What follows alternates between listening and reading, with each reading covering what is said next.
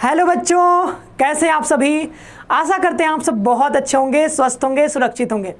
आज के इस वीडियो में हम बात करेंगे CHS यानी central Hindu school class 9th के सिलेबस के बारे में और उसके पेपर पैटर्न के बारे में हम इस वीडियो में बात करने वाले हैं। पूरा A to Z हम आपको बताएंगे कि कौन कौन से सब्जेक्ट से कितने कितने क्वेश्चन पूछे जाते हैं और उस भी सब्जेक्ट में कौन कौन से, मतलब जो भी सब्जेक्ट आप ले लीजिए, हिंदी, इंग्लिश, जनरल स्टडीज ले लीजिए, मैथ ले लीजिए, जो भी सब्जेक्ट इसमें है उस सब्जेक्ट में कौन कौन से टॉपिक से क्वेश्चन पूछे जाते हैं, ये सारी बातें हम इसमें करेंगे और पूरा डिटेल में हम लोग इसमें जानेंगे कि कौन कौन से टॉपिक्स, मतलब हर एक टॉपिक को हम आपको बताएंगे। आप नोट करते जाएगा ताकि जो भी बच्चे आप में से जो भी वीडियो देख रहे हैं, अगर आप अभी क्लास 8 पास किए हैं, ठीक है, और आप 9th में CHS में पढ़ना चाहते हैं कि CHS के बारे में मैंने आपको पूरा डिटेल जो बता दिया है, किस प्रकार का स्कूल है, कैसा है, ठीक है, और जो क्वालिटी एजुकेशन के बारे में हर चीज़, सुविधाओं के बारे में हर चीज़ मैंने बता रखा है। इसी चैनल पर आपको वो वीडियो मिल जाएगा। तो जो CHS के बारे में नहीं जानते हैं अभी, आप उस वीडियो को देख लीजिएगा, पूरी जानकारी आपको मिल जाएगी CHS से रिलेटेड,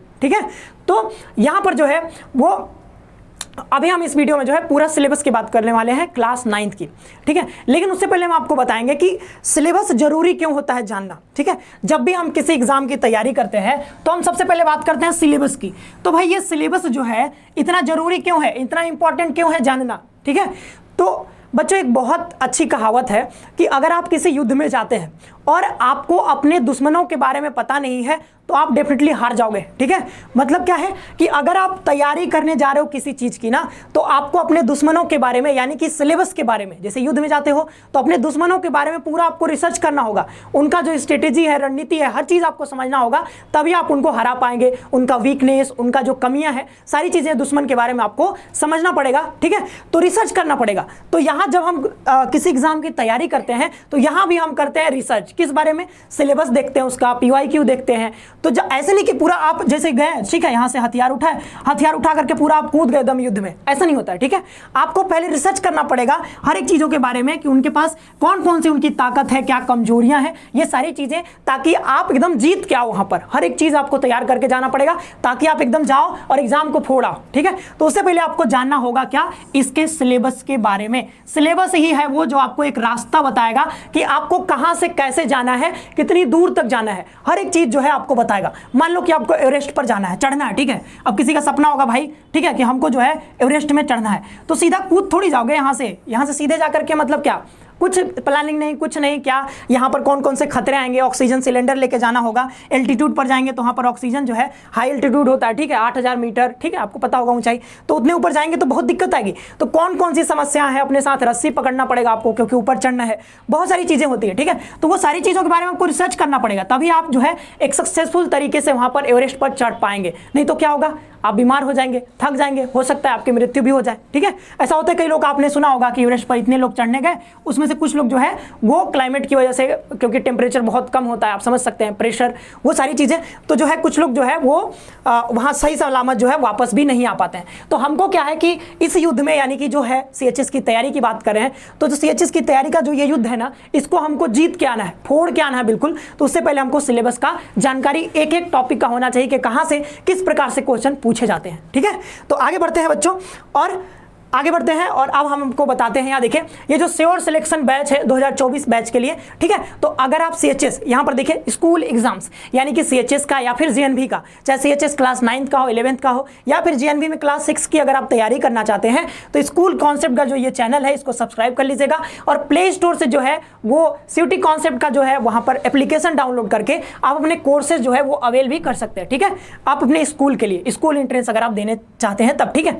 तो अब देखिए हम पैटर्न की बात कर लेते हैं। पहले क्लास 9th की हम बात करें, सिलेबस पर बाद में आएंगे, पहले पैटर्न के बारे में बता देते हैं। पहले ये तो पता होना चाहिए कौन कौन से सब्जेक्ट से जो है वो क्वेश्चन बनाए जाते हैं।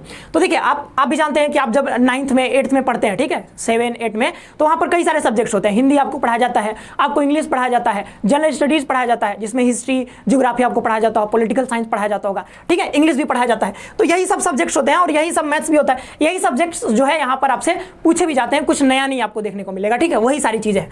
तो हिंदी हो गया। हिंदी से कितने क्वेश्चन आएंगे, यहां पर आपको पूछे जाएंगे यहां पर 20 क्वेश्चन। टोटल कितने क्वेश्चन होते हैं, टोटल होते हैं क्वेश्चन 100, ठीक है। 100 क्वेश्चन 100 मार्क्स, यानी कि एक क्वेश्चन आपका होगा 1 नंबर का, ठीक है बच्चों। फिर इंग्लिश भी आता है, वो भी 20 नंबर का, 20 क्वेश्चन का। और जनरल नॉलेज यानी कि इसको जनरल स्टडीज भी बोल सकते हैं, ठीक है, जनरल स्टडीज भी बोल सकते हैं, या फिर आप जनरल नॉलेज बोलिए, कोई दिक्कत नहीं है, ठीक। मैथ्स भी पूछा जाएगा 20 क्वेश्चन, साइंस भी पूछा जाएगा आपसे 20 क्वेश्चन, ठीक है। अब इस साइंस में कई पार्ट हो सकते हैं, ठीक है, जैसे फिजिक्स भी आपसे पूछा जाएगा, केमिस्ट्री और बायोलॉजी, यानी कि तीनों इसमें कंबाइंड होंगे, और मैथ, जनरल नॉलेज, ये सारी चीजें। 20 क्वेश्चन होगा, और एक क्वेश्चन जो है 1 मार्क्स का, तो 100 क्वेश्चन कितने का हो जाएगा, 100 मार्क्स का हो जाएगा, ठीक है। और आगे मैं बता दूं कि नेगेटिव मार्किंग होता है कि नहीं, क्योंकि इसमें भी सवाल आपका आता है कि सर नेगेटिव मार्किंग होगा कि नहीं। नेगेटिव मार्किंग जिसको नहीं पता है वो मैं बता दूं, नेगेटिव मार्किंग का क्या होता है कि कई सारे ऐसे एग्जाम होते हैं जहां पर कि नेगेटिव मार्किंग होता है, यानी कि अगर आप एक क्वेश्चन गलत कर देते हो, जैसे कि यहां पर 100 क्वेश्चन है, 100 में से मान लीजिए आपने 10 क्वेश्चन गलत कर दिए, तो प्रत्येक क्वेश्चन पर हो सकता है 25%, ठीक है, 1/4 नंबर कट सकता है, या फिर आधा नंबर कट सकता है, ऐसा होता है, ठीक है, अलग अलग क्राइटेरिया होता है। लेकिन आपके CHS के एग्जाम में जो है वो कोई भी नेगेटिव मार्किंग नहीं होता है। तो जब भी आप एग्जाम देने जाएंगे तो आपको क्वेश्चन छोड़कर आना ही नहीं है। अगर 100 क्वेश्चन है, मान लो कि इसमें से आपको 70 ही आता है, सही मान लो 70 आता है, ठीक है, आपने पढ़ के गया था अच्छे से, 70 आ गया। अब ऐसा तो नहीं होगा कि आप कितना भी पढ़ के जाएंगे 100 में से तो सही एकदम बना के नहीं आ पाएंगे, ठीक है, थोड़ा कुछ लोग बना भी सकते हैं, बट वो अलग बात है। बट 100 में से 100 बनाना बहुत मुश्किल हो जाता है। कुछ क्वेश्चन होंगे जो आपको नहीं आएंगे, तो जो नहीं आएंगे उनको भी गेस करके जो है तुक्का लगा करके आना है, छोड़ करके कोई भी क्वेश्चन नहीं आना है, ठीक है, छोड़ करके कोई भी क्वेश्चन आपको बच्चों नहीं आना है। अब देखिए क्वेश्चन टाइप की बात करते हैं, तो ये बहुविकल्पीय प्रश्न होता है, MCQ टाइप का, ठीक है, मल्टीपल जो है वो मल्टीपल क्वेश्चंस होते हैं, ठीक है, मल्टीपल टाइप क्वेश्चन, जहां पर कि आपको देखिए 4 ऑप्शन 1 2 3 4 ऑप्शन दिए रहेंगे, आपको टिक करना होगा, ठीक है, ये ऐसा होता है। और देखिए टोटल क्वेश्चन मैंने बता दिया 100 ही होता है। और टोटल टाइम देखिए कितना का मिलेगा, 120 मिनट का, यानी कि 2 घंटे का टाइम आपको दिया जाएगा टोटल पेपर करने के लिए। 100 क्वेश्चन बनाने के लिए आपको दिए जाते हैं कितने, 2 घंटे। आगे हम चलते हैं, टोटल मार्क्स 100 बता ही दिया था। करेक्ट आंसर अगर सही उत्तर देते हैं तो एक क्वेश्चन के लिए 1 मार्क्स मिलेंगे, कोई भी नेगेटिव मार्किंग नहीं होता, इसलिए आपको सारे क्वेश्चन करके आने हैं। मीडियम ऑफ एग्जाम देखिए हिंदी में भी पेपर होता है, इंग्लिश में भी होता है, तो कोई घबराने की बात नहीं है। अगर आप हिंदी चूज करते हैं हिंदी में पेपर दिया जाएगा, इंग्लिश चूज करते हैं तो इंग्लिश में आपको मिलेगा। आपको हिंदी में जितने जो भी प्रीफर करते हैं उसमें आप पेपर जो है वो बना सकते हैं। एग्जाम का लेवल जो होगा वो कक्षा 8 के स्तर का होगा, ठीक है, क्योंकि आप 8 पास करके ही आ रहे हैं, क्योंकि 7 8 6 पढ़ा होगा, 7 फिर 8, तो 8 तक के लेवल का ही आएगा। अब 8 तक के लेवल का कहने का मतलब है कि सिर्फ ऐसा नहीं कि सिर्फ 8 से पूछा जाएगा, मतलब क्लास 8 के जितना भी आपका सिलेबस है, जो 8 में पढ़ते हैं आप, जो बुक्स, उन्हीं बुक से जो है क्वेश्चन नहीं आएगा, ठीक है। उसके बाहर का 7th का भी हो सकता है, 6th का भी हो सकता है, उससे नीचे का भी हो सकता है, ठीक है, यानी कि 8 तक के लेवल का होगा, उससे ऊपर का नहीं होगा, ठीक है। चलिए अब हम बताते हैं आपको हर एक सब्जेक्ट से। देखिए अभी आपने इंग्लिश देखा, मैथ्स देखा, हर एक सब्जेक्ट आपने देख लिया। अब देखिए अगर आप तैयारी करने जाएंगे तो मैथ में भी हमको पता होना चाहिए ना कि मैथ में कौन कौन से टॉपिक से क्वेश्चन आएगा, तो ये चीज मैं आपको भी बताता हूं। देखिए सबसे पहले हम इंग्लिश की बात कर लेते हैं।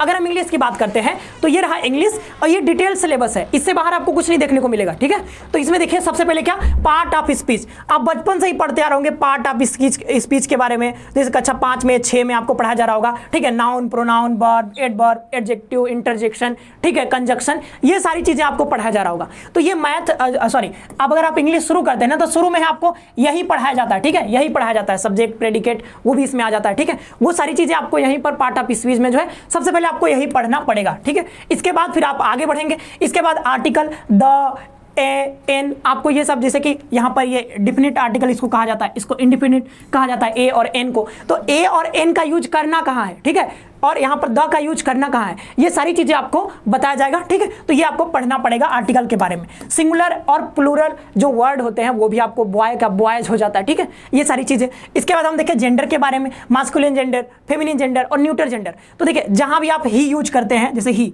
ठीक है, जैसे कि मेरे लिए आप यूज करेंगे तो आप कौन सा जेंडर में हो गया, मास्कुलिन जेंडर। कोई लड़की है तो क्या हो गया, फेमिनिन जेंडर। न्यूट्रल जेंडर, जैसे कि ये देखिए ये क्या है, ये पेन है, ठीक है, ये पेन है, तो ये क्या हो गया, ये न्यूट्रल जेंडर हो गया, ठीक है, ना तो मेल है ना तो फीमेल है, ये न्यूट्रल जेंडर हो गया। ये सारी चीजें। एनिमल्स की बात करते हैं, एनिमल कोई जानवर है, ठीक है, जैसे कि मान लीजिए कि काऊ है तो काऊ का बच्चा क्या हो गया, काल्फ, ठीक है, काफ हो गया। तो यहाँ पर हम उसके बच्चों के और किस तरीके से वो आवाज निकालते हैं। कुत्ता क्या करता है, भौंकता है, ठीक है, तो डॉग के लिए हम बार्किंग का यूज करते हैं, बार्क करता है, ठीक है, ऐसे। और जो बिल्ली है वो म्यू म्यू करता है, तो उसके लिए भी है। तो वो सारी चीज़ें जो है बच्चों आपको ये पढ़ना पड़ेगा, क्योंकि इससे भी क्वेश्चन जो है वो पूछे जाते हैं, ठीक। और आगे हम वर्ब्स की बात कर रहे हैं, वर्ब्स के फॉर्म्स की, first form, second form, third form पूछ दिया जाता है, ठीक है। तो जैसे कि गो, वेंट, गॉन, ये हो गया, गो हो गया, वेंट हो गया, सेकेंड फॉर्म, थर्ड फॉर्म क्या हो गया, गॉन हो गया। ऐसे मतलब जो भी वर्ब्स होते हैं ना उसके 3 फॉर्म्स होते हैं, वो सारी चीजें आपको जो है वो पढ़ना पड़ेगा, याद करना पड़ेगा, ठीक। और आगे हम देख लेते हैं, आगे भी कई सारे अभी टॉपिक्स बचे हुए, जैसे प्रीपोजिशन की बात कर लेते हैं। प्रीपोजिशन क्या होता है, जैसे कि 2 वर्ड्स है, ठीक है, 2 सेंटेंसेस है, छोटे छोटे सेंटेंस, दोनों को जोड़ने के लिए ना एक प्रीपोजिशन का यूज किया जाता है। तो उसको वही जो है प्रीपोजिशन से भी क्वेश्चन जो है वो पूछे जाते हैं। ऑफ हो गया, एट हो गया, इन हो गया, एट हो गया, इंटो हो गया, देन हो गया, वो सारी चीजें क्या हो गया, ये प्रीपोजिशन हो गए। तो इसके बारे में पढ़ना होगा, क्योंकि यहाँ से क्वेश्चन जो है 1-2 क्वेश्चन तो बन ही जाते हैं, एक क्वेश्चन तो बनेगा ही यहाँ से, ठीक है। जो भी टॉपिक बताया जा रहा है इसमें से कुछ टॉपिक जो मैंने बताया ना, पीछे वाले से तो एक क्वेश्चन आएंगे ही। फिगर ऑफ स्पीच से कभी आते हैं, कभी नहीं भी आते हैं, ठीक है। सेंटेंस से भी आपको एक क्वेश्चन मिलेगा ही हर साल, ठीक है। और कन्वर्जन ऑफ सेंटेंस, यहाँ से भी एक बार, जैसे कन्वर्जन से सिंपल सेंटेंस है, इंट्रोगेटिव सेंटेंस है, नेगेटिव सेंटेंस है, तो बोलेगा नेगेटिव सेंटेंस को इंट्रोगेटिव में बदलो, तो फिर व्हाट, व्हेन, वेयर ये सब लगा करके इंट्रोगेटिव में बदला जाता है, ये आपको पता होगा, ठीक है। सिंपल सेंटेंस, ठीक है, जहां पर कि ना तो नेगेटिव का यूज किया जाएगा ना तो इंट्रोगेटिव, तो वो सिंपल सेंटेंस हो जाता है, ठीक है। तो ये सारी चीजें मतलब तीनों सेंटेंस के बारे में आपको पढ़ना ही होगा और उसको चेंज करने भी आना चाहिए तीनों का, ठीक है। हालांकि आपको यहाँ पर चेंज नहीं करना है, आपको क्या है ऑप्शन दिए रहेंगे, ऑप्शन में से चूज करना होगा कि कौन सा जो है वो ज्यादा सही है, कौन सा सही है, ठीक, ये आपको करना होगा। फिगर ऑफ स्पीच, ठीक है, फिगर ऑफ स्पीच हो गया, जैसे कि हम अलंकार बोलते हैं ना, वही इंग्लिश में जो है वो फिगर ऑफ स्पीच हो जाता है। सिमिली होता है, मेटाफर होता है, पर्सनिफिकेशन होता है, हाइपरबोले होता है, ये सारी चीजें जो है 1-2 और होते हैं। स्पेलिंग करेक्शन, अब देखिए कोई वर्ड लिख दिया, ठीक है, कोई वर्ड लिख दिया, अब देखिए करेक्शन ही, जैसे कोई इसी में से उठा लेते हैं, करेक्शन ही उठा लेते हैं, तो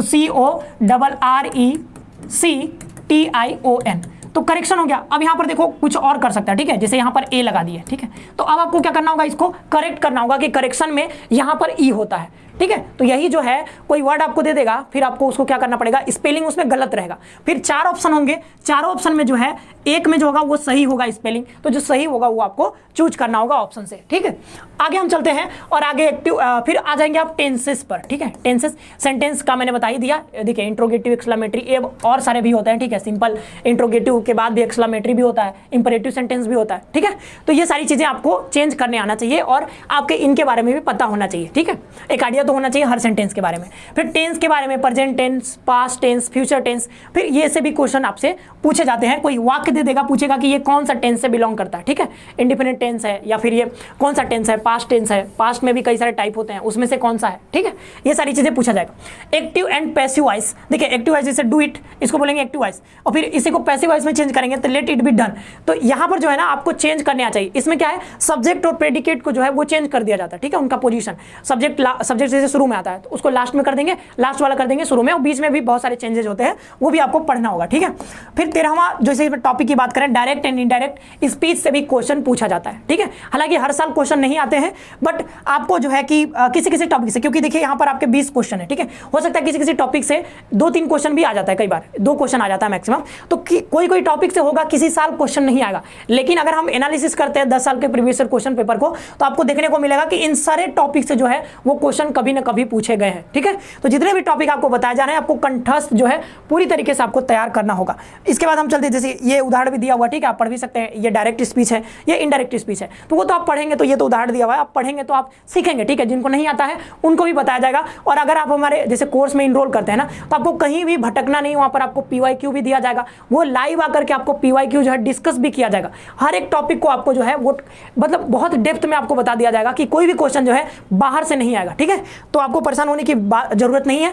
अगर आप ये सब खुद नहीं कर पा रहे हैं तो हम लोग ये खुद करके रखे हैं, ठीक है, आपके लिए पूरा जो है प्रोवाइड करेंगे एक जगह पर, ठीक है। तो आप जो है कोर्सेज को भी अवेल कर सकते हैं आप, ठीक है। मैंने बता दिया था, एप्लीकेशन जो है वो डाउनलोड करके वहां से आप इसको परचेज कर सकते हैं। फिर यहाँ पर देखिए और भी टॉपिक्स हैं, जैसे एंटोनिम्स, सिनोनिम्स, यहाँ पर एडवांटेज का डिसएडवांटेज हो गया, ठीक है। यहाँ पर फैंटास्टिक का क्या होगा, स्प्लेंडिड हो गया, ये सिनोनिम्स हो गया। तो समानार्थी और विपरीत अर्थ वाले शब्द, ठीक है, तो ये हो गया एंटोनिम्स, विपरीत अर्थ वाले, सिनोनिम्स मतलब समानार्थी, ठीक है। तो ये सारी चीजें जो है यहाँ पर पूछा जाता है, हर साल यहाँ से एक क्वेश्चन आपको मिलेगा ही मिलेगा। आगे हम इडियम्स एंड फ्रेजेस की बात कर लेते हैं, जैसे a red letter day, tit for tat, ये सब क्या है, ये जो है इडियम्स एंड फ्रेजेस में आ जाते हैं। तो ये एन इंपॉर्टेंट डेट इसका अर्थ होता है। तो जो भी इडियम्स फ्रेजेस होंगे उनका अर्थ आपको जो है याद करना पड़ेगा, ठीक है। आगे चलते हैं, द वन वर्ड सब्सटीट्यूशन, जैसे the study of human mind, इसको क्या बोला जाता है, साइकोलॉजी बोला जाता है। तो अनेक वर्ड के लिए, अनेक वर्ड हो गया, ठीक है, उसके लिए एक शब्द आपको ढूंढ करके देना है। जैसे हिंदी में बात करें तो जहां पहुंचना कठिन हो, ठीक है, दुर्गम हो जाता है, जैसे कठिन हो गया, ठीक है, ये हो गया। तो हिंदी में भी होता है, उसी को इंग्लिश में जो है वन वर्ड सब्स्टिट्यूशन बोलते हैं। आगे है स्पेलिंग एरर, स्पेलिंग एरर हमने ऊपर ही बता दिया था, ठीक है। सेंटेंस एरर, अब देखो सेंटेंस भी होगा ना, उसमें भी एरर हो सकते हैं। क्या होगा, जैसे कोई सिंपल जो है सेंटेंस दे दिया, उसमें हो सकता है कुछ गलत दिया हो, ठीक है, कुछ गलत होगा, क्या गलत है वो तो आपको ढूंढना होगा, ठीक है। बुक्स एंड देयर राइटर्स, यहाँ से क्वेश्चन जो है वो रेयरली बनते हैं, फिर भी कुछ कुछ इंपॉर्टेंट बुक्स के नाम आपको याद करने होंगे। अगर आप कोर्स में इनरोल करते हैं तो इसके लिए आपको एक अलग से PDF ही दे दिया जाएगा, कुछ जो इंपॉर्टेंट बुक्स होंगे, तो वहां से आपको सारी चीज अगर आप ये पढ़ लेते हैं तो आराम से इसको तैयार कर सकते हैं, ठीक है। अब हम आ गए हिंदी में, ठीक है, हिंदी हमारी मातृभाषा, हिंदी पर आ गए, ठीक है। अब हिंदी में क्या होगा, हिंदी में देखिए, हिंदी क्या होता है, दो पार्ट होते हैं हिंदी के। एक तो होता है इसका साहित्य वाला पोर्शन, ठीक है, हिंदी में भी दो पार्ट, एक होगा इसका क्या, साहित्य वाला पोर्शन, साहित्य, ठीक है, एक होगा इसका क्या, व्याकरण वाला, व्याकरण, ठीक है। एक साहित्य हो गया और एक क्या हो गया बच्चों, व्याकरण। अब जो मोस्टली क्वेश्चन, जो प्रश्न पूछे जाते हैं वो पूछे जाते हैं कहाँ से, व्याकरण से। वैसे ही इंग्लिश ग्रामर भी आपने देखा, इंग्लिश से ही क्वेश्चन पूछे जा रहे थे, मतलब ग्रामर से। और यहाँ पर देखिए साहित्य से बहुत कम क्वेश्चन आते हैं, फिर भी कुछ क्वेश्चन आते ही हैं हर साल साहित्य। जैसे कि यहाँ पर रचना और रचनाकार की बात करें, ये जो विविध लिखा है ना, ये सब इसी में आ जाएगा, ठीक है, सरल हिंदी साहित्य। यहाँ से ये पार्ट देखेंगे ना, ये तीनों पार्ट जो है ये किसका आ गया, साहित्य का पार्ट आ गया, ठीक है, साहित्य। जैसे कि प्रेमचंद का, जैसे गोदान की बात करें, गोदान किसने लिखा, प्रेमचंद ने लिखा। अभी ये भी पूछा जा सकता है कि प्रेमचंद जो है वो कहाँ के रहने वाले थे, कहाँ इनका जन्म हुआ था, ठीक है, ये भी पूछा जा सकता है। बीजक के लेखक कौन है, बीजक एक किताब है, ठीक है, आपको पता होगा। तो बीजक के जो रचयिता है वो कौन है, कबीरदास, ठीक है। ये सारी चीजें जो है आपको पता होना चाहिए। साखी, सबद, रमैनी, सूरज का सातवां घोड़ा किसने लिखा, तो धर्मवीर भारती ने, उसने कहा था, किसने लिखा, ये सब भी आ सकता है। तो जो है ना, इसमें क्या है, आपसे लेखक का नाम पूछा जाता है, उनकी रचनाएं पूछी जाती हैं, कई बार विधा भी पूछ लिया जाता है, ठीक है। जैसे कि रेखा चित्र, स्मृति की लेखाएं, ठीक है, स्मृति की रेखाएं, ये महादेवी वर्मा ने लिखा, तो ये कौन सी विधा की रचना है, ये भी पूछा जाता है। गबन, गोदान, ये कौन सी विधा की रचना है, ठीक है। तो ये सारी चीजें, तितली, इरावती, ये क्या है, उपन्यास है, किसका है, जयशंकर प्रसाद का। तो ये सब भी आपसे पूछा जा सकता है। और जो है लेखक के बारे में भी कुछ जानकारी आपको होना चाहिए। तो जो यूपी बोर्ड की किताब आती थी ना पहले, अभी तो नहीं, यूपी बोर्ड में जो है पहले एक किताब आती थी, ठीक है, वहां पर क्या है, जब हम 9th में पढ़ते थे ना, तो वहां पर एक किताब आती थी, किताब से पहले जो साहित्य ही होता था, साहित्य से पहले ना पूरा हिंदी का जो इतिहास दिया रहता है, उसमें लेखक, रचनाएं और लेखक का जीवन परिचय हर चैप्टर में दिया रहता था। तो वो आप पढ़ लेंगे ना, अगर आप कक्षा 6 में और 8 में, 6 से 7, 8 जो भी लेखक उसमें दिए रहते हैं ना, नीचे दिए रहते हैं जो लेखक, कौन से लेखक है, इनके कौन कौन से रचनाएं हैं, कक्षा 8 की किताब में देखेंगे वो रहता है, वहां पढ़ लेंगे तो वहां से आपके क्वेश्चन जो है ये सारे बन जाएंगे। वैसे इसके लिए और भी बुक्स हैं, वो मैं बता दूंगा। विविध भी कैसे पढ़ना है, लुसेंट का एक हिंदी ग्रामर का बुक आता है, वहां से आप इसको कवर कर सकते हैं। और इंग्लिश के लिए रेन एंड मार्टिन की एक बुक आती है, ठीक है, इंग्लिश का मैंने बताना भूल गया, जो सेल्फ स्टडी करेंगे उनके लिए मैं बुक भी बताते जा रहा हूँ। रेन एंड मार्टिन की बहुत अच्छी बुक आती है, और वो जो है ना, अगर आप बिगिनर है, अभी शुरुआत करें, तो वो आपके लिए बेस्ट है एकदम। कक्षा 9 में, अभी 8 में है, ठीक है, आप बहुत बेस्ट है आपके लिए। हिंदी में भी आता है, मतलब हिंदी से आपको इंग्लिश सिखाएगा, और इंग्लिश में भी आता है, तो दोनों आप कोई भी प्रीफर कर सकते हैं जो आपको पसंद आए। और हिंदी के लिए आप लुसेंट का ग्रामर का बुक ले सकते हैं। और आगे देखिए भाषा और व्याकरण, इसमें देखिए कौन कौन से टॉपिक आपके आ जाएंगे, भाषा और व्याकरण, ठीक है। सबसे पहले क्या होगा, जैसे कि भाषा के बारे में, भाषा जैसे हिंदी है, हिंदी हमारी क्या है, राजकीय भाषा है, कौन से अनुसूची में है, यह भी आपको, सॉरी अनुसूची मतलब कौन से आर्टिकल में है, ये भी आपको पढ़ना पड़ सकता है थोड़ा थोड़ा, ठीक है। हिंदी जो है राजकीय भाषा है कि राष्ट्रीय भाषा है, राजकीय भाषा है, ठीक है, राष्ट्रीय भाषा तो हमारी है नहीं कोई। देखिए व्याकरण जो है, व्याकरण में भी क्या, भाषा और व्याकरण, तो इसमें क्या है, पहले वर्णमाला, वर्णमाला से पहले क्वेश्चन आपको पूछा जाएगा। जैसे कि अगर कोई जो है वो अक्षर दे दिया गया है, अ दे दिया गया है, या फिर मान लीजिए क दे दिया गया है, ख दे दिया गया है, ट दे दिया गया, तो ये जो है इनका उच्चारण स्थान कौन सा होगा, मूर्धा होगा, कंठ होगा, कौन सा होगा, ठीक है, ये सारी चीजें, तालु होगा, ये पूछा जाता है। जैसे कि नीचे यहाँ लिखा भी है वर्णमाला, तो वर्णमाला से क्वेश्चन, वाक्य के प्रकार, देखिए इंग्लिश में जो पूछा जा रहा था ना, वही हिंदी में भी पूछा जाता है। वर्तनी हो गया, वर्तनी मतलब वही स्पेलिंग एरर वाला। अलंकार पूछा जा सकता है, अलंकार में भी कई प्रकार के टाइप होते हैं, रूपक अलंकार हो गया, श्लेष अलंकार हो गया, उत्प्रेक्षा, रूपक अलंकार, ठीक है, अनुप्रास अलंकार, अतिशयोक्ति अलंकार, कई सारा अलंकार होता है, ठीक है। जिसमें कि अगर हम बात करें, रहीमन पानी राखिए, बिन पानी सब सुन, पानी गए न उबरे मोती मानुष चून, ये क्वेश्चन जो है आपके एग्जाम में आ चुका है, ठीक है। और चरण कमल बंधो हरिराई, ये सारा जो है क्वेश्चन अलंकार से है, तो अलंकार से ऐसे क्वेश्चन पूछे जाएंगे। रस में भी कई सारा रस होता है, तो सबसे पहले आपको तो यही याद करना होगा कि रस कितने होते हैं, ठीक है, रस क्या होता है, रस के कई सारे टाइप हैं, वो भी पूछा जाएगा, इसमें कौन सा रस है, ठीक है, इसमें जो है वियोग रस है, कौन सा रस है, ठीक है, ये भी मतलब श्रृंगार रस है, श्रृंगार में भी 2 टाइप होते हैं, या फिर विभत्स रस है, या फिर रौद्र रस है। विभत्स जो है उसका रस नहीं होता, ये रौद्र रस होता है, ठीक है। तो वीर रस है, ये सारा चीज़ें हैं, आपको पढ़ना पड़ेगा। छंद में देखिए, जैसे कि आप चौपाई पढ़ते होंगे, जैसे आप हनुमान चालीसा पढ़ोगे, वहाँ भी आता है चौपाई, आता है दोहा आता है, फिर अगर सोठा आता है, ये सारी चीज़ें भी आपको, अभी आपको नहीं जानकारी है कोई बात नहीं, आपको ये सारी चीज़ें पढ़ना पड़ेगा क्योंकि क्वेश्चन आता है। संधि में देखिए, संधि से जो है ना आपको 1-2 क्वेश्चन तो मिल ही जाएगा।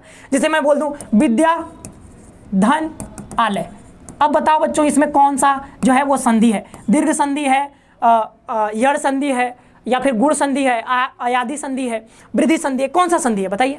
व्यंजन संधि भी आ सकता है, विसर्ग संधि भी आ सकता है। वैसे आपके एग्जाम में जो है वो स्वर संधि से ज़्यादा क्वेश्चन आते हैं, ठीक है। तो वैसे ही समास की बात करें, समास भी 6 प्रकार का होता है। द्वंद्व समास होता है, वैसे ही मतलब बात करें अव्ययभाव समास होता है, ठीक है। ऐसे द्विगु समास होता है, कई सारे समास होते हैं, 6 प्रकार के समास होता है। तो उसमें भी आपसे पूछा जा सकता है, कई प्रकार के सवाल आपसे पूछे जा सकते हैं, ठीक है। जैसे कि हम बात करें बहुब्रीहि समास, तो उसमें जो है बहुब्रीहि में भी जैसे कि चक्रपाणी की बात करते हैं, ठीक है। और ऐसे कई सारे जो क्वेश्चन इसमें बन सकता है, ठीक है। तो इसमें जो है बहुब्रीहि समास बहुत इंपॉर्टेंट है, क्वेश्चन जो है पूछा जा चुका है। फिर हम पुल्लिंग स्त्रीलिंग की बात करते हैं। कोई पुल्लिंग दे दिया, अब बोला कि इसका स्त्रीलिंग बनाओ, इसका स्त्रीलिंग क्या होगा? जैसे गाय का स्त्रीलिंग क्या होगा? सॉरी, गाय तो स्त्रीलिंग है, गाय का पुल्लिंग क्या होगा? पूछा जा सकता है, ठीक है। विलोम शब्द पूछा जा सकता है कि इसका उल्टा बताइए, विलोम शब्द, ठीक है। वियोग का उल्टा क्या हो गया? वियोग का उल्टा संयोग हो गया, ठीक है। पर्यायवाची शब्द, सूरज का पर्यायवाची बताइए, मेरा नाम सूरज ही है इसलिए मतलब ध्यान आ गया, ठीक है। तो जल्दी से उदाहरण निकल गया। चलिए, तो पर्यायवाची शब्द क्या हो जाएगा, ये पूछा जाएगा आपसे, ठीक है। उपसर्ग प्रत्यय, उपसर्ग क्या होता है? किसी भी शब्द के पहले जो शब्द मतलब छोटे से शब्द होते हैं, ठीक है। जैसे उप हो गया, नीर हो गया, ठीक है, ये सारी चीज़ें, अ हो गया, तो ये सारे ना, अप हो गया, ये सारी चीज़ें जो है, ये शब्द जो मैं बोल रहा हूँ ना, ये जो है किसी शब्द के पहले अगर लग जाए तो उसका जो है अर्थ बदल देता है, उसको बोलते हैं उपसर्ग। और प्रत्यय जो होता है ना, वो किसी शब्द के बाद में लगते हैं और उसका अर्थ जो है वो चेंज कर देते हैं। जैसे कि हम प्रत्यय की बात कर लेते हैं, तो पढ़, ठीक है, लिख, पढ़ लिख, इसमें आई जोड़ दें, ठीक है। आई अगर प्रत्यय लगा दे आई, तो ये क्या हो जाएगा? इसका मतलब हो जाएगा, अब हम इसको पढ़ेंगे पढ़ाई, ठीक है। लिख में अगर आई जोड़ दे तो क्या हो जाएगा? लिखाई। ऐसे ही क्या होता है ये इसमें। उपसर्ग में अगर बात करें तो सर्ग तो ये है ही एक शब्द, इसमें हम जोड़ दिए हैं उप, तो उपसर्ग में कौन सा उपसर्ग है? उपसर्ग में ही उपसर्ग है, ठीक है, उपसर्ग। तो ये सारी, ठीक है, और बहुत सारी आप उदाहरण देख सकते हैं, ठीक है। आप जब बुक पढ़ेंगे तो आपको पूरा पता चल जाएगा उपसर्ग के बारे में, ठीक है। कई सारे उपसर्ग जो है होते हैं अलग अलग प्रकार के, ठीक है। अब देखिए, जैसे कार हो गया, कार में हमने उप जोड़ दिया तो क्या हो गया? उपकार, ये भी एक उदाहरण बन गया। ये सब क्या है? उपसर्ग प्रत्यय। अनेकार्थी शब्द, जैसे पानी का कई सारा अर्थ, जैसे अगर हम बात करें तो बादल का कई सारा अर्थ हो सकता है, ठीक है। कपड़ा का कई सारा अर्थ होता है। अंबर का, जैसे कि अंबर पूछा जाता है कि अंबर के इसमें से कौन कौन से अर्थ हो सकते हैं। जैसे कि ऐसी बात करें हम, कनक का कौन कौन सा अर्थ हो सकता है। तो ये जो है ना क्वेश्चन आपसे पूछा जाता है। अनेकार्थी शब्द, एक ही शब्द के 3-4 अर्थ होंगे ऐसा, ठीक है। वाक्यांश के लिए एक शब्द, जैसे कि अभी मैंने बताया कि मतलब मान लो इसमें दूसरा उदाहरण ले लेते हैं कि जिस पत्नी का पति मर गया हो, या फिर जिस पति का पत्नी मर गया हो, ऐसे क्वेश्चन पूछे जाते हैं, ठीक है। तो यहाँ से हो गया ये वाक्यांश के लिए एक शब्द, जो अंग्रेजी में देखा, वन वर्ड सब्स्टिट्यूशन। मुहावरा और लोकोक्ति से भी क्वेश्चन पूछा जाता है, जैसे नाक का बाल होना, ठीक है, नाक का बाल होना, और फिर हम बोले ईंट से ईंट बजा देना, ये सारा चीज़ क्या है? लोकोक्ति है, मुहावरा है। यहाँ से भी क्वेश्चन आपसे पूछे जाते हैं, ठीक। अगर हम सरल हिंदी साहित्य की, वो तो मैंने बता ही दिया, ये साहित्य का पार्ट है। तो ये सारा जो डिटेल सिलेबस हुआ ये किसका? हिंदी का हुआ। अगर आप सेल्फ स्टडी करना चाहते हैं तो लुसेंट का बुक लेकर के पढ़ सकते हैं, ठीक है। वहाँ से आपका जो है पूरा जो है वो कवर हो जाएगा हिंदी का, ठीक है। और बाद बाकी अगर कोर्स ज्वाइन करते हैं तो उसमें तो ये सारी चीज़ें जो है कराया जाएगा बहुत आसानी से। अगर हम साइंस की बात करते हैं, ठीक है, साइंस की, तो अब हम साइंस पर आ गए, यानी कि विज्ञान की। तो विज्ञान का पूरा डिटेल जब हम सिलेबस की बात करते हैं तो इसमें कुछ अलग नहीं है। जो भी आपने कक्षा 8 में पढ़ा है, कक्षा 8 में अगर आपने एनसीईआरटी की बुक पढ़ी है, अगर आपके कॉलेज में, वैसे तो आप सॉरी स्कूल में अब जो है एनसीईआरटी की बुक जो है वो चलने लगी है, तो एनसीईआरटी जो है कक्षा 8th क्लास की अगर आपने पढ़ रखी है, और जाहिर सी बात है 8 आपने पास किया है, तो 8 का किताब तो पढ़े ही होंगे, ऐसा नहीं कि आप नहीं पढ़े होंगे, ठीक है। तो 8 का अगर आपने किताब जो है पूरा अगर आपने सही से पढ़ा है 1-2 बार, तो सारे जो है क्वेश्चन आप बना सकते हैं। एक बार रिविजन कर लेंगे तो बहुत मैक्सिमम क्वेश्चन जो है आप यहाँ से बना पाएंगे आसानी से, अगर 8th क्लास की अगर आप बुक पढ़ लेते हैं तब। तो इसी में जो है उसमें बायोलॉजी पार्ट भी है, यानी कि जीव विज्ञान, उसी में फिजिक्स भी दिया हुआ है, उसी में केमिस्ट्री भी है, यानी कि केमिस्ट्री, ठीक है, फिजिक्स भी है, वो सारी चीज़ें जो है उसी में है। तो इसमें देखिए हमने बायोलॉजी को अलग कर दिया है, फिजिक्स को अलग कर दिया है। तो क्रॉप एंड प्रोडक्शन, ठीक है, क्रॉप प्रोडक्शन एंड मैनेजमेंट, फसल का उत्पादन कैसे होता है, प्रबंधन कैसे होता है, ये सारी चीज़ें, ठीक है। फसल, आप गांव में देखिए फसल का उत्पादन होता है, देखा होगा आपने। देखिए माइक्रो ऑर्गेनिज्म, ठीक है, फ्रेंड एनफो ये मित्र है या फिर शत्रु है, ये भी एक आपके चैप्टर है, ठीक है। जैसे कि हम बात करते हैं केचुआ का, तो केचुआ किसान का मित्र माना जाता है, ठीक है। सांप को भी माना जाता है। तो क्या है, इन चीजों के बारे में हम पढ़ेंगे इस चैप्टर में। अगला हम बात करें conservation of plants and animals, पौधे एवं जंतुओं का संरक्षण हमको कैसे करना है, बचा करके कैसे रखना है, इसमें आपको पढ़ाया जाएगा। सेल स्ट्रक्चर एंड फंक्शन, कोशिका का संरचना और प्रकार कैसा है। सेल जो है वो जीवन की सबसे छोटी इकाई है, ठीक है, सबसे स्मॉलेस्ट यूनिट है अगर हम कोई जीवित बॉडी की बात करें, ऑर्गेनिज्म की बात करें तब, ठीक है। तो ये सारी चीजें इसमें आपको ये वाला चैप्टर पढ़ना है। रिप्रोडक्शन एनिमल्स जो है, रिप्रोडक्शन इन एनिमल्स, तो जंतुओं में जनन किस प्रकार से होता है, ठीक है, जनन के अलग अलग प्रकार, ये सारी चीजें। ह्यूमन में जनन कैसे होता है, जंतुओं में, ये सारी चीजें बताया जाएगा आपको। Reaching the edge of adolescence, किशोरावस्था की ओर, जैसे बच्चा है, ठीक है, बच्चा हुआ, ठीक है, बाल्यावस्था में गया, फिर टीनेज में गया, फिर जो है वो एडल्ट बनेगा, ठीक है, फिर प्रौढ़ हो जाएगा, फिर बुढ़ा हो जाएगा। तो ये सारी चीजें जो है, ये जो पूरा जो है अवस्था आपको जो एडोलेसेंस की, इसके बारे में बताया जाएगा। तो ये बायोलॉजी के जो भी चैप्टर है ना, ये आपके एनसीईआरटी से ही है। तो अगर आप जैसे कि सेल्फ स्टडी कर रहे हैं, तो आप अगर एनसीईआरटी की ये पढ़ लेते हैं और साथ में अगर आप 7th क्लास को भी लेकर चलते हैं, 7th क्लास के भी कुछ क्वेश्चन जो है वो आते हैं, तो आप अगर ये दोनों पढ़ लेते हैं, और लुसेंट में कुछ विभेद वाले होते हैं, विविध वाले क्वेश्चन, या फिर साइंस वाले, ठीक है, साइंस का जो विविध होता है ना, उसमें एक होता है, ठीक है, जहां पर कि यूनिट और यूनिट के मेजरमेंट, ठीक है, राशि जो होते हैं, जैसे कि अगर दाब का मात्रक कौन है, ठीक है, लंबाई का मात्रक कौन है, ये सारी चीजें वहां से आप कवर कर लेंगे, तो जो है साइंस भी आपका जो है वो कवर हो जाएगा। देखिए अब यहाँ पर क्या है, केमिस्ट्री की बात कर लेते हैं। तो केमिस्ट्री में अगर हम बात करें, तो केमिस्ट्री में भी आपके 4 ही चैप्टर हैं इसमें, ठीक है, 4 ही चैप्टर हैं। तो यहाँ पर देखिए क्या है, मटेरियल्स, उसमें मेटल्स, नॉन मेटल्स के बारे में, धातु क्या होता है, अधातु क्या होता है, तन्यता मतलब धातु को पीट करके तान सकते हैं, ठीक है, तान दिए तो इतना लंबा हो गया, बना दिए हम, जैसे कि बात करें सोना का तार बना दिए, तांबा का तार बना दिए, तो उसको पीट करके आघात वर्धनीयता होता है, ये सारी चीज़ें। धातु में चालकता होता है, उष्मा का चालक होता है, अधातु में जो है उष्मा के चालक नहीं होते हैं, ये सारी चीज़ें मतलब पूछा जा सकता है। ग्रेफाइट से रिलेटेड जो है क्वेश्चन ना, वो पूछा जाता है कि ग्रेफाइट जो है वो मतलब उसमें चालकता है कि नहीं है, ठीक है। ग्रेफाइट में आपको पता है कि बिजली दौड़ जाती है, इलेक्ट्रिसिटी उसमें दौड़ती है, वो क्वेश्चन जो है कई बार पूछा जा चुका है। ये देखिए सिंथेटिक फाइबर्स एंड प्लास्टिक, संश्लेषित रेशे और प्लास्टिक क्या होते हैं, इस बारे में भी पूछा जा सकता है। अगर हम बात करें कोल एंड पेट्रोलियम की, कोयला और पेट्रोलियम, इसमें आपसे क्वेश्चन क्या पूछा जाता है कि इनमें से कौन सा नवीकरणीय यानी कि रिन्यूएबल एनर्जी का सोर्स है और नॉन रिन्यूएबल एनर्जी का सोर्स है, ये पूछा जाता है। ये मोस्ट इंपॉर्टेंट क्वेश्चन है, मतलब अभी मार्क कर लो, ठीक है। कंबशन एंड फ्लेम, दहन और ज्वाला क्या होता है, ये भी पूछा जा सकता है आपसे, इससे भी क्वेश्चन बनते हैं। Pollution of air and water, वायु तथा जल प्रदूषण के बारे में यहाँ से कि जो वायु प्रदूषण कैसे हो रहा है, कौन कौन से कारक हैं, ग्रीन हाउस गैसेस कौन से हैं, मतलब ये सारे क्वेश्चन जो है ना यहाँ से पूछे जाते हैं। तो ये जो है जब आपको यहाँ अगर आप कोर्स लेते हैं तो ये एक एक टॉपिक आपको डेप्थ में जो है पूरा पढ़ाया जाएगा, और यहाँ पर आपको PDF भी मिलेंगे, लाइव लेक्चर्स मिलेंगे, साथ ही साथ बहुत सारी चीज़ें हैं, मतलब आपको टेस्ट भी लिया जाएगा, और आपका डेली शेड्यूल में फिर मंथली टेस्ट होगा, वीकली टेस्ट होगा, बहुत सारी चीज़ें, मतलब एक ही जगह पर अगर आप टारगेटेड मैनर में, मतलब एक with in a time frame अगर आप तैयारी करना चाहते हैं बिल्कुल बेहतरीन ढंग से, और मतलब एक सीट अगर आप अपना पक्का करना चाहते हैं, तो आप जो है हमारा कोर्सेज जो है वो भी परचेज कर सकते हैं, ठीक है। और यहाँ पर जो है फिजिक्स की बात करते हैं, और जो बच्चा सेल्फ स्टडी करना चाहता है भाई, उनके लिए भी कोई मतलब कोई दिक्कत नहीं, आप सेल्फ स्टडी भी कर सकते हो। मैंने बुक के भी सारे नाम जो है वो मैं बताते जा रहा हूँ साथ ही में, ठीक है। फिजिक्स की बात कर लेते हैं, तो फोर्स और प्रेशर के बारे में, पहली बात की दाब और बल में संबंध क्या होता है, ये भी यही आ सकता है क्वेश्चन, दाब क्या होता है, बल क्या होता है, यहाँ से जो है वो न्यूमेरिकल क्वेश्चन भी बन जाते हैं, ठीक है, न्यूमेरिकल क्वेश्चन भी बन जाते हैं, जैसे कि P के बराबर हो जाते हैं, यानी ये जो क्या है दाब, तो प्रेशर बराबर हो जाता है F/A, यानी कि फोर्स अपॉन एरिया, ठीक है, यानी कि एकांक एरिया पर लगने वाले जो फोर्स होता है उसी को हम क्या बोलते हैं, दाब बोलते हैं। यहाँ से भी क्वेश्चन जो है, यहाँ से न्यूमेरिकल क्वेश्चन भी बन जाता है कई बार। फ्रिक्शन की बात करें, घर्षण क्या होता है, घर्षण भी एक प्रकार का बल ही है। साउंड यानी ध्वनि से क्वेश्चन, ध्वनि की यही पूछा जा सकता है कि ध्वनि की चाल कितना होता है वायु में, ठीक है, यही पूछा जा सकता है। Chemical effects of electrical currents, यानी विद्युत धारा जब प्रवाहित होती है ना, तो कौन कौन से केमिकल इफेक्ट होते हैं, ये पूछा जा सकता है। अब इसमें क्या क्या पूछा जा सकता है वो तो हम क्वेश्चन के बारे में डिस्कशन नहीं करने वाले, यहाँ पर हम सिलेबस बता रहे बस। सम नेचुरल फिनोमेना, कुछ प्राकृतिक घटनाएं, ठीक है, बहुत सारी प्राकृतिक घटनाएं, बिजली फट जाता है, ठीक है, सॉरी बिजली आ जाता है, ठीक है, कई बार अब देखो बादल फट जाता है, तो प्राकृतिक घटनाओं के बारे में भी आपको पढ़ना है। लाइट यानी कि प्रकाश के बारे में, तो प्रकाश की चाल कमेंट बॉक्स में बता देना कितना होता है वायु में, ठीक है, प्रकाश से भी कई सारा क्वेश्चन बनता है। स्टार्स एंड सोलर सिस्टम और जनरल साइंस भी यहाँ पर लिखा हुआ है, तो ये जनरल साइंस जो है आप लुसेंट के बुक से कवर कर सकते हैं, और ये तो सब एनसीईआरटी का ही टॉपिक है, तो एनसीईआरटी पार्टी आप पढ़ लेना। यहाँ पर जो है स्टार्स एंड सोलर सिस्टम, हर साल एक क्वेश्चन पूछा जाता है इस प्रकार से है कि बताइए कि सूर्य के सबसे नजदीक ग्रह कौन सा है, लाल ग्रह कौन सा है, ठीक है, नीला ग्रह कौन सा है, ऐसा सब क्वेश्चन आता है। पृथ्वी के सबसे नजदीक वाला ग्रह कौन सा है, बृहस्पति और एस्टेरॉयड बेल्ट जो है वो बृहस्पति और मार्स के बीच में आता है, ये क्वेश्चन पूछा जाता है कि एस्टेरॉयड बेल्ट जो है किन दो ग्रहों के बीच आता है। ये सारे क्वेश्चन जो है इस वाले से, और यहाँ से दो क्वेश्चन एकदम फिक्स मान के चलिए, यहाँ से आता ही है, ठीक है। आगे चलते हैं, और ये रहा साइंस का। साइंस के बाद हम बात कर लेते हैं भाई मैथ्स का। मैथ्स कैसे छोड़ सकते हैं, क्योंकि मैथ्स से लगता है कितने बच्चों को, मतलब बहुत सारे बच्चों को जो है वो डर लगता है मैथ से।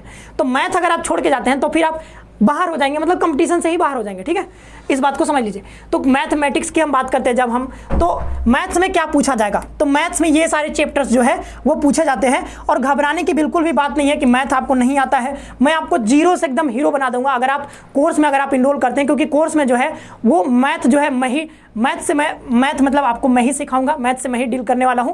तो मैथ में जो है ना एकदम इतना सा भी आपको कोई प्रॉब्लम नहीं होगा, एक एक चीज मैं आपको डिटेल में बताऊंगा। तो मैथ से रिलेटेड मतलब मैथ ही, मतलब मैं पढ़ाने वाला हूं तो मैथ के बारे में बात कर रहा हूं, ठीक है। तो मैथ से रिलेटेड जो भी प्रॉब्लम है मैं पूरा आपका जो है जीरो से हीरो आपको बना दूंगा, एक भी प्रॉब्लम नहीं रहना दूंगा। और 25 अगर क्वेश्चन 20 क्वेश्चन आते हैं, 20 में से डेफिनेटली आप 19 करके आएंगे, और जितना भी मैं बताऊंगा ना वहीं से क्वेश्चन आएंगे, ठीक है, क्योंकि मैंने मतलब प्रीवियस ईयर क्वेश्चन पेपर के बहुत एनालिसिस करके रखे हैं मैथ वाले, तो कोई भी दिक्कत नहीं आएगा, ठीक है। तो ठीक है, अब इसमें बात कर लेते हैं नंबर सिस्टम की। नंबर सिस्टम से जो है वो क्वेश्चन आपसे पूछा ही जाएगा। जैसे यूनिट डिजिट की बात कर लेते हैं, अब कोई पूछ देगा, ठीक है, भाग दे दिया, कोई संख्या उसमें किसी से हमने भाग दे दिया, अब भाग देके पूछेगा कि बताओ भाग देने के बाद यूनिट डिजिट कौन सा आएगा, यानी इकाई का अंक इसमें से ऑप्शन में से कौन सा हो सकता है, ये पूछा जा सकता है, ठीक है। और कई बार एक आपने जैसे कि यहाँ पर भाज्य बराबर भाजक गुणे भागफल प्लस शेषफल, ये आपने फॉर्मूला पढ़ा होगा, इस वाले से भी क्वेश्चन पूछे जा सकते हैं। और नंबर जो है कौन कौन प्रकार के नंबर होते हैं, बहुत सारे, रेशनल नंबर, इरेशनल नंबर, ठीक है, और ये जो आप बात करते हैं फ्रैक्शन क्या होता है, ठीक है। और ये हम बात करते नहीं एक, ठीक है, p/q के रूप में लिखते हैं जिसे, ठीक है, अभी मैं भूल रहा हूँ, ठीक है, आप बता देना, ठीक है, p/q के रूप में जिसे एक्सप्रेस करते हैं, और q बराबर नॉट 0 आप बता देना, ठीक है, क्या होता है ये। देखिए, linear equation in one variable, एक चर वाला रैखिक समीकरण। एक चर वाला रैखिक समीकरण का मतलब क्या है कि जो हम बात करते हैं ना x + 2x बराबर 0, या फिर 2x नहीं, यहाँ पर x लिख दिया, x + 2 बराबर 0, ये क्या हो गया, ये एक रैखिक समीकरण हो गया। क्योंकि रैखिक समीकरण का मतलब क्या है कि जो चर राशि है जिसका मान परिवर्तित हो सकता है, ठीक है, जो चर राशि है उसका क्या, जो वेरिएबल है उसका जो घात है, यानी कि उसका जो पावर है वो कितना है, वो 1 है। तो 1 होगा तो उसको क्या बोलेंगे, रैखिक समीकरण। तो रैखिक समीकरण से ही आपके क्वेश्चन जो है वो पूछे जाते हैं, ठीक है। और रेशियो एंड प्रोपोर्शन की बात कर लेते हैं, अनुपात और समानुपात। देखिए, अगर कोई क्वेश्चन अगर आया है, ठीक है, मैं इसमें जो है सिर्फ आपको जो है रैखिक समीकरण नहीं, द्विघात समीकरण भी बता दूंगा, ताकि अगर कोई क्वेश्चन आता है वहां से तो वो भी आप आसानी से कर पाए। द्विघात समीकरण कैसे हल किया जाता है ये भी मैं आपको बताऊंगा।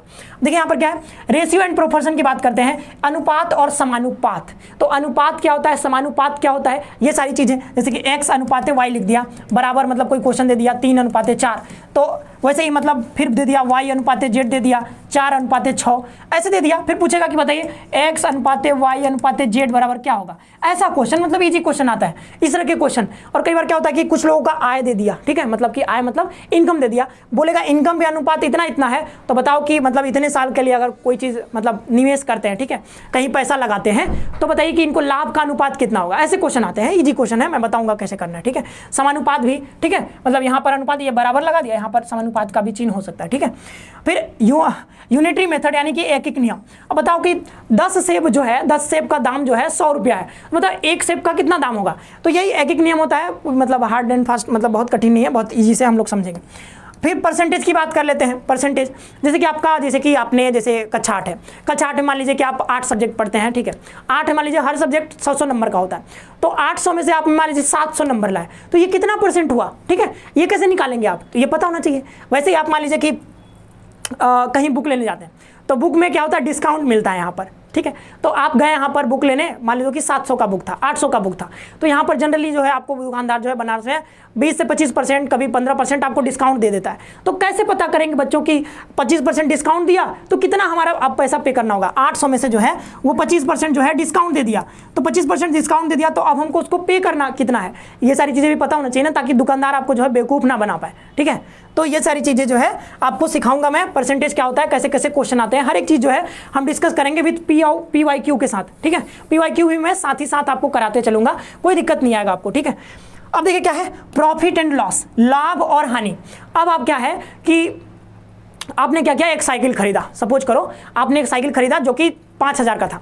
एक साल बाद आपने जो है उसको मान लो कि 3,000 में बेच दिया। तो 5,000 में खरीदा और इसके बाद आपने 3,000 में बेच दिया। तो अब मैं पूछूंगा कि बताइए 5,000 का खरीदा था, 3,000 में बेच दिया, तो कितना हानि हुआ, यानी कितना लॉस हुआ आपको। ठीक है, तो ये भी कैसे निकालेंगे, तो इसको निकालने के लिए होता है छोटा सा फॉर्मूला, वो मैं बताऊंगा आपको कोर्स में। ठीक है, यहाँ पर मैं अभी जो है लाभ हानि नहीं कराने वाला हूँ, ये मैं बस आपको एग्जांपल दे रहा हूँ। ठीक है, इस तरीके से जो है क्वेश्चन आपके एग्जाम में बनता है। आगे चलते हैं, आगे क्या है, आगे भी कई सारे टॉपिक्स हैं। अभी टाइम एंड वर्क, समय और कार्य से रिलेटेड यहाँ पर जो है वो अभी बोट और स्ट्रीम से भी क्वेश्चन पूछा जाने लगा है। तो यहाँ पर जो एक और टॉपिक लिख लेना, क्या, बोट एंड स्ट्रीम। ठीक है, बोट एंड स्ट्रीम यानी कि नाव और धारा से भी क्वेश्चन पूछा जाता है। यानी कि एक नाव जो है वो नदी की धारा की दिशा में, ठीक है, नदी की धारा अगर इधर जा रही है इस साइड में, तो इधर ही नाव ही जा रही है उसी दिशा में, सेम डायरेक्शन में। और अभी कभी क्या हो सकता है कि नदी की धारा इधर से आ रही है और मैं नाव लेकर के जा रहा हूँ इधर से, तो भाई फोर्स लगेगा ना, ये फोर्स लगाएगा, हमको ज़्यादा मेहनत करना पड़ेगा। तो चाल जो होगा, मतलब कि जो वेलोसिटी होगी वो क्या हो जाएगा, घट जाएगा। तो ये जो है बोट एंड स्ट्रीम से क्वेश्चन पूछा जाता है। आगे हम देखें टाइम एंड वर्क से। अभी वही क्वेश्चन नहीं, वो क्वेश्चन आपने सुना होगा कि मतलब आपसे घर में भी कई लोग पूछते होंगे कि बताओ मतलब एक कार्य को एक आदमी 10 दिन में करता है, दूसरा आदमी जो है उसी काम को जो है 20 दिन में करता है, तो बताओ दोनों मिलकर के कितने दिन में काम करे। वैसे ही पूछा जाता होगा, आपसे सुना होगा अपने गाँव घर में कि एक मुर्गी जो है वो एक दिन में 10 अंडा देती है, तो बताओ 4 दिन में कितना अंडा देगा, ऐसे पूछा जा सकता है। ठीक है, या फिर एक मुर्गी एक दिन में 4 अंडा, दूसरा जो है 10 अंडा, तो बताओ दोनों मिल करके देंगे तो कितना अंडा देंगे। इस तरीके से क्वेश्चन पूछा जा सकता है। और वैसे ही आपने एक फनी सा सुना होगा कि एक आदमी एक दीवार को जो है वो 20 दिन में बनाता है। ठीक है, 20 दिन में बनाता है, तो दूसरा आदमी जो है वो कितने दिन में उस दीवार को बनाएगा, तो क्या बोलेगा पता है कि मतलब बनाने की जरूरत ही नहीं है। क्यों, क्योंकि दीवार तो पहले ही बन गया है। लेकिन ये थोड़ा सा मजाक है, ठीक है, ऐसा नहीं होता है। एग्जाम में जब क्वेश्चन आएगा तो आपको निकालना पड़ेगा, ऐसा क्वेश्चन नहीं पूछा जाता कि दीवार जब बन चुका है, ऐसा नहीं होता। ठीक है, यहाँ पर सिंपल इंटरेस्ट, साधारण ब्याज। अब क्या हो गया कि ब्याज पर आ गया, मतलब आपने क्या हुआ, कोई सामान खरीदा 100 रुपए में और फिर बोला कि भाई अगर साल भर बाद दोगे ना तो हम इसका 10% ब्याज लेंगे, सिंपल इंटरेस्ट लेंगे। तो सिंपल इंटरेस्ट जो है हर साल बराबर ही लगता है। ठीक है, तो मतलब 10% बोला है तो 100 का 10% मतलब 10 रुपया। तो मतलब अगर आप 100 रुपए का कोई सामान खरीदते हैं, सिंपल इंटरेस्ट जो है इसमें अगर आपको 10% लग रहा है एक साल के लिए, 10% एक साल के लिए, तो एक साल का कितना हो गया, 10 रुपया। तो अब जब अगले साल जब आप पे करने जाएंगे वापस, तो आपको सिर्फ और सिर्फ 100 नहीं, 10% ब्याज यानी 10 रुपया, और तो आपको 110 रुपया बच्चों पे करना होगा उसको जिससे आपने ब्याज लिया था। वैसे ही अगर हम इसमें चक्रवृद्धि ब्याज की बात कर लेते हैं, ठीक है, सिंपल इंटरेस्ट, कंपाउंड इंटरेस्ट, तो कंपाउंड इंटरेस्ट में क्या हो जाएगा आपको, फिर क्या होगा, सिंपल इंटरेस्ट तो मतलब सिर्फ क्या होता है कि ये हर साल जो है वो 10% ही आपका लगेगा। आप 4 साल के लीजिए, 5 साल के लिए लीजिए, हर साल 10%। लेकिन कंपाउंड इंटरेस्ट जो होता है इससे थोड़ा सा एक कदम आगे का होता है। ये जो 10 रुपया लग रहा है ना, इस पर भी आपका ब्याज देना पड़ेगा। अगर और सालों के लिए, आप एक साल के लिए तो इतना ही होगा, अगले साल यानी दूसरे साल के लिए देखेंगे तो इस 100 पर तो 10 रुपया लगेगा ही, इस 10 पर भी इसका भी 10% लगेगा। ठीक है, तो ऐसे होता है। ठीक है, 1 रुपये और लग जाएगा आपका, मतलब 11 रुपये देना होगा। ठीक है, तो ऐसे जो है ब्याज जो है वो बढ़ता जाता है हर साल। तो कंपाउंड इंटरेस्ट पर अगर आप कोई चीज़ खरीद रहे हैं तो ब्याज जो है बहुत ज़्यादा बढ़ जाता है। 4-5 साल के लिए लिए तो बढ़ जाएगा बहुत ज़्यादा। सिंपल इंटरेस्ट थोड़ा सा मतलब कम बढ़ता है। ठीक, सर्कल की बात करते हैं, वृत्त। तो वृत्त में क्या है, वृत्त हो गया, वृत्त का एरिया पूछा जा सकता है। ठीक है, इसका पेरीमीटर पूछा जा सकता है, ये सारी चीजें जो है क्वेश्चन में पूछा जाता है। एरिया ऑफ रेक्टेंगल्स, रेक्टेंगल का एरिया जो है पूछा गया था एक बार की, मतलब कि एक रेक्टेंगल है, इसका जो है वो जो है एरिया दिया हुआ था। ठीक है, एरिया दिया हुआ है, इसका लंबाई दिया हुआ था, तो पूछा था इसका चौड़ाई कितना होगा। इजी क्वेश्चन है, हम लोग इसको भी पढ़ेंगे। स्क्वायर के बारे में, यानी कि वर्ग का क्षेत्रफल, ये भी इजी है, आसानी से आप कर पाएंगे। ठीक है, स्क्वायर्स एंड स्क्वायर्स रूट्स। अब क्या है, इसमें स्क्वायर और स्क्वायर रूट के बारे में पूछा जा रहा है। अब इसमें क्या, सिंपली आपको जो है 4 ऑप्शन दे दिया। अब पूछेगा इसमें से कौन सा जो है वो परफेक्ट स्क्वायर है। 4 ऑप्शन दे दिया, 144 दे दिया, और वैसे ही मतलब 125 दे दिया, और वैसे ही 100 दे दिया, वैसे ही मान लो कि 169 दे दिया, मान लो कि 169 की जगह पर 178 लिख दिया। अब पूछेगा कौन सा इसमें से एक परफेक्ट स्क्वायर नहीं है, तो 178 नहीं है, हम ऑप्शन कर देंगे। वैसे ही क्यूब रूट भी पूछा जा सकता है कि क्यूब रूट कौन सा है इसमें से, और क्यूब रूट निकालना भी पूछा जा सकता है। ठीक है, ये सारी क्वेश्चन यहाँ से आपसे पूछे जाते हैं। आगे देखें क्यूब एंड क्यूब रूट यहाँ पर दिया गया है। फैक्टराइजेशन यानी कि गुणनखंड, जैसे कि गुणनखंड निकालने के लिए भी आ सकता है, गुणनखंड करने के लिए वो क्या अलजेब्रा जब आप पढ़ते हैं ना तो वहाँ पर गुणनखंड भी आपको करने के लिए दिया जाता है। तो एक इक्वेशन दे देगा, उस बोलेगा कि इसका गुणनखंड करिए। गुणनखंड कैसे करना है वो भी मैं बताऊंगा आपको। Area of trapezium and polygons, तो समलंब चतुर्भुज क्या होता है, ठीक है, समलंब चतुर्भुज इस प्रकार से होता है, ठीक है, जिसके दो भुजाएं जो है समांतर होती हैं, ठीक। तो ये समलंब चतुर्भुज हो गया। और बहुभुज, तो बहुभुज में मतलब कई सारे भुजा, मतलब कई सारे भुजा, 5 भुजा, 6 भुजा, 4 भुजा, 5 भुजा, ऐसे मतलब कि ऐसा बना दिया कुछ, ठीक है, ऐसा बना दिया। ये क्या हो गया, ये हो गया बहुभुज। तो बहुभुज में जनरली क्वेश्चन जो पूछा जाता है आपसे वो पूछा जाएगा कि अंतःकोणों का योग कितना होगा, कितने इसमें भुजा होने चाहिए, कि मतलब बाह्य कोण इतना होगा तो अंतःकोण क्या होगा, ऐसे पूछा जा सकता है, ठीक है। तो इसका भी फॉर्मूला होता है इजी सा, वो मैं आपको बताऊंगा। Volume and surface of area of solids. अब सॉलिड्स का क्या मतलब है, सॉलिड्स से मतलब कि आप यहाँ पर देखो कोन, ठीक है, कोन मतलब ये शंकु जो आप खाते हो ना आइसक्रीम वो वाला, ठीक है, कोन हो गया। अब बात करें सिलेंडर हो जाएगा, ठीक है, सिलेंडर। वैसे ही आप बात करें तो इसमें आप ले सकते हैं क्या, क्यूब भी ले सकते हैं ठोस वाला, ठीक है, क्यूबॉइड भी ले सकते हैं। तो कोन हो गया, सिलेंडर हो गया, जनरली यहाँ से ही क्वेश्चन पूछे जा सकते हैं। एक और दो है, ठीक है, वो सारी चीज़ें जो है यहाँ से आपके क्वेश्चन जो है वो पूछे जा सकते हैं। हाँ, इसमें जो है ये स्फेयर बच गया था, ठीक है, स्फेयर हो गया, ठीक है, स्फेयर हो गया। और फिर इसमें बात करें स्फेयर हो गया, और बात करें तो इसमें और भी होता है, ठीक है। स्फेयर का आप हाफ करके भी आप बना सकते हैं इसको, आधा गोला, गोला जो बोलते हैं ना, गोला, गोला मतलब से वृत्त क्या होता है, वृत्त एक जस्ट ये एक लाइन है, ठीक है, ये क्या है, एक लाइन है, ठीक है, बिंदुओं का एक समुच्चय है, सेट ऑफ पॉइंट्स है, ठीक है। एक यहाँ से एक निश्चित बिंदु से सभी का दूरी जो है वो समान होता है। लेकिन हम स्फेयर की बात करें तो एक ठोस गोला होता है, ठीक है, ठोस, उसके अंदर जो है खोखला नहीं होता है। ये जो सवाल यहाँ से आपसे पूछा जा सकता है, ये ठोस वाले से, क्यूब हो गया, सिलेंडर हो गया, और ये आपका स्फेयर हो गया, यहाँ से सवाल जो है पूछे जाते हैं। और एक प्रिज्म भी होता है, बट प्रिज्म से नहीं पूछा जाता। एक्सपोनेंट्स, ठीक है, यहाँ पर मतलब कि घातांक की बात करते हैं, यहाँ पर छूट गया है घातांक। तो घातांक हो गया, जैसे 2 के घाते 5 लिख दिया, इसका मान कितना होगा, ठीक है, आप 2 का 5 बार गुणा करो, आंसर निकालो। प्रोबेबिलिटी संभावना लिखा हुआ है, बट इसका सही मतलब सही से बात करें तो क्या होता है, प्रायिकता, प्रायिकता, ठीक है, प्रायिकता। तो प्रायिकता क्या होता है, संभावना। तो प्रायिकता में कैसे क्वेश्चन पूछे जाते हैं, मान लो कि ताश की गड्डी तो देखी होगी गांव में, अगर आपने देखा है बहुत लोग खेलते हैं, तो ताश की गड्डी देखी है, तो ताश की गड्डी से आपसे क्वेश्चन पूछा जा सकता है कि मान लो एक 52 पत्ते होते हैं उसमें, तो 52 पत्ती में से एक पत्ता अगर हम रैंडमली निकालते हैं ना, तो बताइए कि एक्का आने की जो एक्का जो एक पत्ता होता है उसमें, ठीक है, एस बोलते हैं उसके इंग्लिश में, तो एक्का आने की प्रायिकता कितनी है, ये क्वेश्चन पूछा जा सकता है। इजी सा क्वेश्चन है, बट इसके लिए आपको सीखना पड़ेगा प्रायिकता निकाला कैसे का। वैसे सिक्का से रिलेटेड, पासा से रिलेटेड पूछा जाता है ये सारी क्वेश्चन। सिंप्लीफिकेशन, सरलीकरण, तो सरलीकरण में मान लो कि ऐसा क्वेश्चन दे दिया, मान लो कि x प्लस बी फिर a minus B is equal to दे दिया x माइनस बी बटे x माइनस ए लिख देते हैं, ठीक है, यहाँ पर b था तो यहाँ पर a कर देते हैं, b प्लस ए। तो बताइए कि इसमें x का मान क्या है, ठीक है, x का मान क्या होगा, ये पूछा जा सकता है। इजी क्वेश्चन है, बट आपको निकालना पड़ेगा, हल करिए, x का मान निकालिए, ठीक है, इजी क्वेश्चन है। तो ये सिंप्लीफिकेशन से भी क्वेश्चन आपको पूछे जाते हैं। तो ये पूरा रहा मैथ्स का, और मैथ्स के लिए आपको कुछ नहीं करना है, आप एनसीईआरटी की बुक्स पढ़ सकते हैं, ठीक है, और एनसीईआरटी की बुक अगर आप पढ़ लेते हैं 6-7 का 8 का पूरा, तो इसमें आप सारा जो हो जाएगा। और जो भी मैं टॉपिक बताया हूँ, या आप कहीं से भी सर्च करके कोई भी बुक लेकर के वहाँ से कवर कर सकते हैं, मैथ की बुक कोई लेकर के, ठीक है। अब हम बात करते हैं किसका, सोशल साइंस की। तो सोशल साइंस में क्या है, यहाँ पर हिस्ट्री भी पूछा जाता है आपसे, भूगोल भी पूछा जाता है, पॉलिटी भी पूछा जाता है यानी राज व्यवस्था से, इकोनॉमी पूछा जाता है, जनरली जो है यहीं से पूछा जाता है, ठीक है। ये चारों सब्जेक्ट अगर आप कवर कर लेते हैं, और देखिए बहुत कठिन क्वेश्चन नहीं पूछा जाता है, इजी से क्वेश्चन पूछे जाते हैं। मान लो कि राष्ट्रपति का कार्यकाल कितना होता है, ठीक है, लोकसभा में अगर आप सांसद बनना चाहते हो तो कितना न्यूनतम आयु होना चाहिए, ये सारी चीज़ें, ये पॉलिटी से क्वेश्चन इस प्रकार के पूछे जाते हैं। और वैसे इतिहास से बात कर लें तो इतिहास में कई सारे घटनाएं हुए हैं, 1857 का स्वतंत्रता संग्राम से क्वेश्चन मोस्टली मतलब पूछे जाते हैं आपसे, ठीक है। और वैसे अगर बात करें हम इकोनॉमी से बात कर लें, ठीक है, तो इकोनॉमी में भी इजी क्वेश्चन पूछे जाते हैं, बहुत कठिन। इकोनॉमी से वैसे भी बहुत कम क्वेश्चन आते हैं, ठीक है। अगर हम पॉलिटी से ज़्यादा आएगा आपका ज्योग्राफी से और हिस्ट्री से, यही तीनों मेन है।